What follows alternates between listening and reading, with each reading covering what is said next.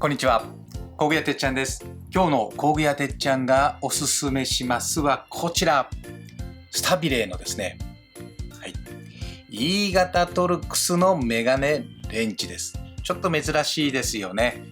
使う方も限られるかと思いますけれども、今日はですね、こちらの商品の魅力をですね、3つのポイントでご紹介します。まず1つ目ですね。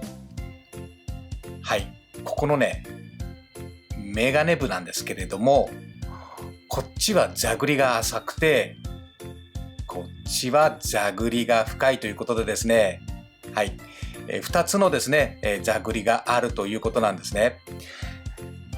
E 型トルクス、ね、このような感じで、ここテーパーになってますよね。ですから、例えば座繰りがこう浅い方ですと、ごめんなさい、こっちかな。座繰りが浅い方ですと、こうかかりがですね、このようにちょっと浅くなるわけです。でも座繰りの深い方でいくと、しっかりねかかります。こちらの方がやっぱり安心感ありますよね。しっかりトルクかけることができると思います。ポイント1つ目はですね、座繰りが2つあるということです。そしてポイント2つ目ですね。このトルクスがちょっと振ってるの分かるでしょうかね。腰型が振ってます。これちょっと、手元カメラでご紹介しますね。先ほどのね、こちらね、座繰りがこのようになって浅めと深めとあります。E 型トルクスもですね、このようにテーパーになっているものと、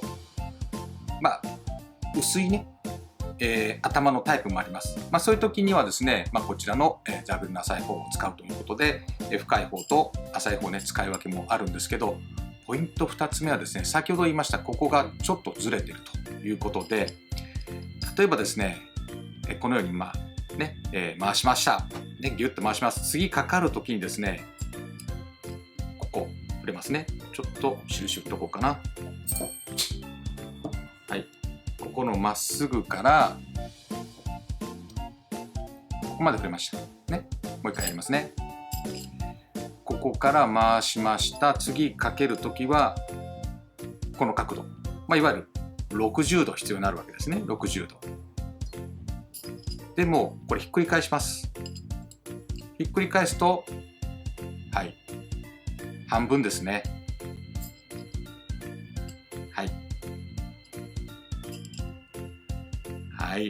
裏表を使うことでですね、振り角30度で回せるということなんですね。これちょっと面白いですよね。ちょっとした工夫がされておりますポイント2つ目はですね、裏表使うことで、振り角30度で回せるということです。いかがでしたでしょうか。スタビレーのカタログにもですね、このことちょっと書いてないんですけれどもね、書けばいいのになと思うんですが、裏表使うことで振り角30度で狭いところでもね、使えますよということですね。そしてポイント3つ目ですね。これはスタビレーのレンチに全て言えることですけれども、I 型鋼ということですね。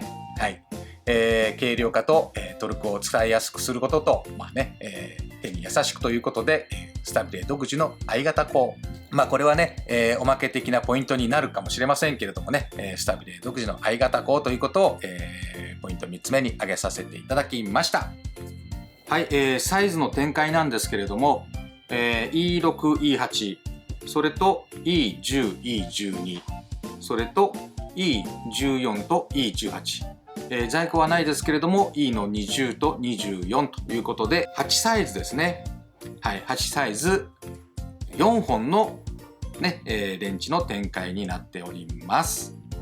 こちらの商品ファクトリーギア各店と通信販売で購入できますけれども、在庫の置いてない店舗、サイズによっては在庫がなかったりする場合もありますが、お取り寄せはできますのでね、その時はお気軽にスタッフにお申し付けください。ということで、今日の工具屋てっちゃんがおすすめしますはスタビレーの E 型トルクスのメガネレンチでした。